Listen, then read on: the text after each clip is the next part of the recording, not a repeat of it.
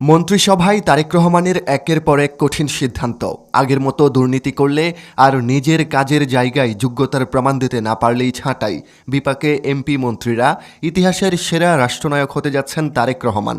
এদিকে দেশের ফিলিং স্টেশনগুলোতে যখন তেলের জন্য হাহাকার, সাধারণ মানুষের মনে যখন চরম আতঙ্ক আর অনিশ্চয়তা, ঠিক সেই সময়েই যেন সিনেমার দৃশ্যের মতো এক নাটকীয় সিদ্ধান্ত নিয়ে আলোচনার কেন্দ্রে চলে আসলেন বাংলাদেশের প্রধানমন্ত্রী তারেক রহমান, যা এক মুহূর্তে বদলে দিয়েছে জ্বালানি সংকটের সম্ভাবনাকে। দুর্নীতিবাজ এমপি মন্ত্রীদের বিরুদ্ধে তারেক রহমানের বুদ্ধিদীপ্ত অ্যাকশন এবং জ্বালানি খাত নিয়ে তার নাটকীয় সিদ্ধান্ত, সবকিছু নিয়ে থাকছে গুরুত্বপূর্ণ বিশ্লেষণ। থাকুন শেষ মুহূর্ত পর্যন্ত। গত পরশু প্রধানমন্ত্রীর কার্যালয়ে জ্বালানি পরিস্থিতি নিয়ে অনুষ্ঠিত হয় এক উচ্চ পর্যায়ের গুরুত্বপূর্ণ বৈঠক। দেশের বর্তমান জ্বালানি সংকট এবং বাজার পরিস্থিতি আলোচনা করতেই এই বৈঠকের আয়োজন করা হয়েছিল। বৈঠকে উপস্থিত ছিলেন জ্বালানি মন্ত্রী ইকবাল হাসান মাহমুদ টুকু, জ্বালানি প্রতিমন্ত্রী আনিন্দুর রহমান অমিত সহ জ্বালানি মন্ত্রণালয়ের শীর্ষ পর্যায়ের কর্মকর্তারা। বৈঠকের পরিবেশ ছিল অত্যন্ত গুরুতর এবং উত্তেজনাপূর্ণ, কারণ জ্বালানি মন্ত্রণালয় থেকে সরাসরি একটি গুরুত্বপূর্ণ প্রস্তাব তুলে ধরা হয়েছিল। সেই প্রস্তাব ছিল জ্বালানি তেলের দাম বৃদ্ধি করা। কর্মকর্তাদের যুক্তি ছিল পুরোপুরি অর্থনৈতিক হিসাব নিকাশের উপর ভিত্তি করে। তারা জানায়, বর্তমানে প্রতি লিটার ডিজেলের বিপরীতে সরকারকে প্রায় 18 থেকে 20 টাকা পর্যন্ত লোকসান গুনতে হচ্ছে। আন্তর্জাতিক বাজারে জ্বালানি তেলের দাম ওঠানামা করছে। তার উপর মধ্যপ্রাচ্যের ভূ রাজনৈতিক উত্তেজনা এবং হরমুজ প্রণালীর সংকট পরিস্থিতিকে আরও জটিল করে তুলেছে। এই পরিস্থিতিতে সরকারি ভর্তুকির চাপ কমানোর একমাত্র উপায় হিসেবে তেলের দাম বাড়ানোর প্রস্তাবই তুলে ধরা হয়েছিল বৈঠকে।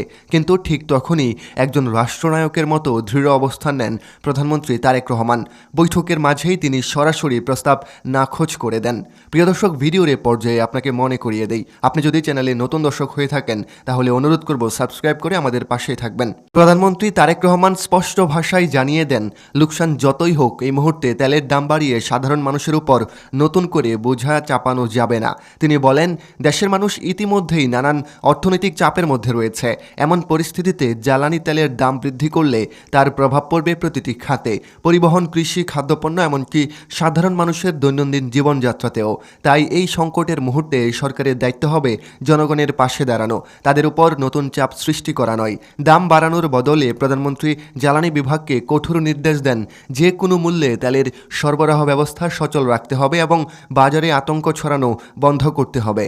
কারণ বাস্তবতা হলো, শনিবার রেশনিং ব্যবস্থা চালুর প্রথম দিনেই রাজধানীসহ দেশের বিভিন্ন জায়গায় তেলের জন্য হুড়োহুড়ি শুরু হয়ে যায়। ফিলিং স্টেশনগুলোতে দীর্ঘ লাইন, তেল শেষ হয়ে যাওয়ার আশঙ্কা এবং হঠাৎ করে বন্ধ হয়ে যাওয়া স্টেশন, সব মিলিয়ে জনমনে এক ধরনের আতঙ্ক ছড়িয়ে পড়ে। রাজধানীর প্রায় 125টি ফিলিং স্টেশনের মধ্যে শতাধিক স্টেশন দুপুরের আগেই তেল ফুরিয়ে যাওয়ার আশঙ্কায় বন্ধ হয়ে যায়। এমন পরিস্থিতিতে যদি তেলের দাম বাড়ানোর ঘোষণা আসতো, তাহলে তা নিঃসন্দেহে আগুনে ঘি ডালার মতোই কাজ করত। প্রধানমন্ত্রীর এই কঠোর অবস্থানের পরপরই নড়েচড়ে বসে জ্বালানি বিভাগ। সরকারি সূত্রে নিশ্চিত করা হয়েছে, 9 মার্চ 2টি জাহাজে করে ডিজেল দেশে পৌঁছাবে এবং এর কিছুদিন পর আরও 2টি জাহাজ পৌঁছাবে। অর্থাৎ খুব দ্রুতই বাজারে জ্বালানি সরবরাহ স্বাভাবিক করার চেষ্টা চলছে। এর পাশাপাশি তেল মজুত করে কৃত্রিম সংকট তৈরির অভিযোগ ঠেকাতে রবিবার থেকেই সারা দেশে মোবাইল কোর্ট এবং কঠোর অভিযান পরিচালনার নির্দেশ দেওয়া হয়েছে। তবে শুধু জ্বালানি রীতিতেই নয়, প্রশাসনিক আচরণ এবং ব্যক্তিগত জীবনযাপনেও নতুন এক বার্তা দিচ্ছেন প্রধানমন্ত্রী তারেক রহমান। তিনি সকাল 9টায় অফিস করছেন নিয়মিত। নিজের চলাফেরার জন্য ব্যবহৃত বিশাল গাড়িবহর কমিয়ে 6 থেকে 8টি গাড়িতে নামিয়ে এনেছেন। এমনকি তিনি ঘোষণা দিয়েছেন, প্রয়োজন ছাড়া তিনি নিজেও সরকারি গাড়ি কিংবা সরকারি জ্বালানি ব্যবহার করবেন না। প্রধানমন্ত্রীর এই সিদ্ধান্ত এবং আচরণ ইতিমধ্যেই সাধারণ মানুষের মধ্যে ব্যাপক প্রশংসা কুড়িয়েছে। গত কয়েকদিনের মধ্যেই সামাজিক যোগাযোগ মাধ্যম থেকে শুরু করে বিভিন্ন মহলে আলোচনার কেন্দ্রে উঠে এসেছে এই বিষয়টি। তবে প্রধানমন্ত্রীর এই নতুন ধারা বেশ খানিকটা অস্বস্তিতে ফেলেছে তার নিজের মন্ত্রিসভার অনেক সদস্যকে। সচিবালয়ের ভেতরে ভেতরে এখন সবচেয়ে বেশি আলোচিত শব্দটি হলো 180 দিন। জানা গেছে, প্রধানমন্ত্রী তারেক রহমান মন্ত্রিসভার প্রতিটি সদস্যকে 180 দিনের একটি সময়সীমা বা আলটিমেটাম দিয়েছেন। এই 6 মাসের মধ্যে প্রতিটি মন্ত্রণালয়ের কাজের কার্যকারিতা এবং ফলাফল মূল্যায়ন করা হবে। সচিবালয়ের ভেতরে অনেকে এই মূল্যায়নকে বলছেন মন্ত্রীদের পরীক্ষা। ফিসফাস করে বলা হচ্ছে, এই পরীক্ষায় কেউ ব্যর্থ হলে তার মন্ত্রিত্ব হারানোর সম্ভাবনাও রয়েছে। বর্তমান মন্ত্রিসভা খুব বড় নয়, বরং অনেকে মন্ত্রী ও প্রতিমন্ত্রীকে একাধিক মন্ত্রণালয়ের দায়িত্ব সামলাতে হচ্ছে। এখন মন্ত্রীদের নাম ঘোষণা করা করা হয়নি। তবে শোনা যাচ্ছে খুব শীঘ্রই মন্ত্রিসভার আকার কিছুটা বাড়ানো হতে পারে। কিছু আকার যতই বড়ই হোক না কেন, প্রধানমন্ত্রী স্পষ্ট করে দিয়েছেন সবাইকে জবাবদিহিতার আওতায় আনতে হবে। 180 দিনের মূল্যায়নে যারা কার্যকর ফল দেখাতে পারবেন তারাই মন্ত্রিসভায় টিকতে পারবেন। অন্যথায় অন্যদের ক্ষেত্রে হয় মন্ত্রণালয় বদলাতে হবে, নয়তো সরাসরি মন্ত্রিসভা থেকেই সরিয়ে দেওয়া হবে। এই নতুন বাস্তবতায় সচিবালয়ের ভেতরে এক ধরনের সতর্কতা তৈরি হয়েছে। অনেকে মনে করছেন এই পদক্ষেপের মাধ্যমে তারেক রহমান বাংলাদেশের প্রচলিত রাজনৈতিক সংস্কৃতিতে একটি বড় পরিবর্তনের বার্তা দিচ্ছেন। একসময় শহীদ রাষ্ট্রপতি জিয়াউর রহমান বলেছিলেন, I will make politics difficult for the politicians. অনেকে এখন প্রশ্ন করছেন তারেক রহমান কি সেই কথাটি নতুনভাবে বাস্তবায়ন করতে চাইছেন? কারণ তার একের পর এক সিদ্ধান্ত শুধু রাজনৈতিক প্রতিপক্ষকেই নয়, নিজের দলের রাজনীতিকদেরও নতুন চ্যালেঞ্জের মুখে দাঁড় করাচ্ছে। সাম্প্রতিক জাতীয় নির্বাচনে বিশাল বিজয় পাওয়ার পর বিরোধী দলগুলোর বিরুদ্ধে তিনি এখনও কোনো কঠোর সমালোচনার পথে হাঁটেননি, বরং উল্টোভাবে তাদের প্রতি শুভেচ্ছা জানিয়েছেন। এমনকি তিনি জামায়াতের আমির এনসিপির প্রধান নাহিদ ইসলাম এবং চরমোনাই পীরের বাসায় গিয়ে সাক্ষাৎ করার সিদ্ধান্তও নিয়েছেন। বাংলাদেশের রাজনীতিতে এমন সৌজন্যমূলক আচরণ খুব একটা দেখা যায় না বলেই অনেকে মনে করছেন। এই কারণেই তারেক রহমানের রাজনৈতিক কৌশল অনেকের কাছেই নতুন এবং ভিন্নধর্মী বলে মনে হচ্ছে।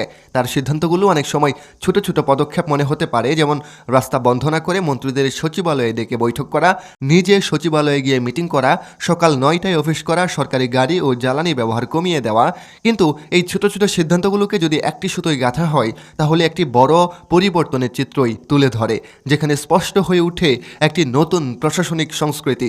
এরই মধ্যে প্রধানমন্ত্রীর এই উদ্যোগ অনুসরণ করে কয়েকজন মন্ত্রীও নিজেদের ব্যক্তিগত গাড়িতে চলাফেরা শুরু করেছেন, সরকারি গাড়ি ব্যবহার কমিয়ে দিয়েছেন।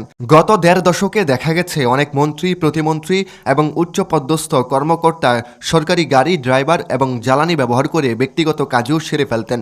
নতুন এই সংস্কৃতি যদি বাস্তবে টিকে থাকে তাহলে হয়তো সেই পুরনো অভ্যাস থেকেও মুক্তি পেতে পারে সরকারি প্রশাসন। সব মিলিয়ে বলা যায় তারেক রহমানের সাম্প্রতিক সিদ্ধান্তগুলো বাংলাদেশের প্রচলিত রাজনৈতিক ধারায় এক ধরনের ঝাঁকুনি তৈরি করছে। এতে কেউ বিস্মিত, কেউ সন্দিহান, আবার কেউ আশাবাদী। তবে একটি বিষয় ক্রমেই পরিষ্কার হয়ে উঠেছে, তারেক রহমান হয়তো শুধু রাজনীতির স্বার্থে রাজনীতি করতে আসেননি, তিনি হয়তো সত্যিই বাংলাদেশকে নতুনভাবে গড়ে তোলার একটি পরিকল্পনা নিয়ে এগুচ্ছেন। একসময় তিনি বলেছিলেন, আই হ্যাভ এ প্ল্যান। সময়ের সাথে সাথে ধীরে ধীরে উন্মোচিত হচ্ছে সেই পরিকল্পনার ইঙ্গিত। এখন প্রশ্ন একটাই, নতুন এই পথ কি সত্যি বদলে দিতে পারবে বাংলাদেশের রাজনীতির পুরনো চেহারা, নাকি এটাও সময়ের সাথে হারিয়ে যাবে অচেনা পথেই? তার উত্তর সময়ে বলে দেবে। প্রিয় দর্শক, এই ছিল আমাদের হাতে থাকা বিশ্লেষণ। কেমন হয়েছে আমাদের আজকের ভিডিও তা কমেন্ট করে জানাতে ভুলবেন না। তাছাড়া তারেক রহমানের কার্যক্রমগুলো আপনার কাছে কেমন মনে হলো তাও কমেন্টে জানাবেন। দেখা হচ্ছে পরবর্তী কোনো ভিডিওতে। ততক্ষণ পর্যন্ত সবাই ভালো থাকুন, সুস্থ থাকুন। ধন্যবাদ।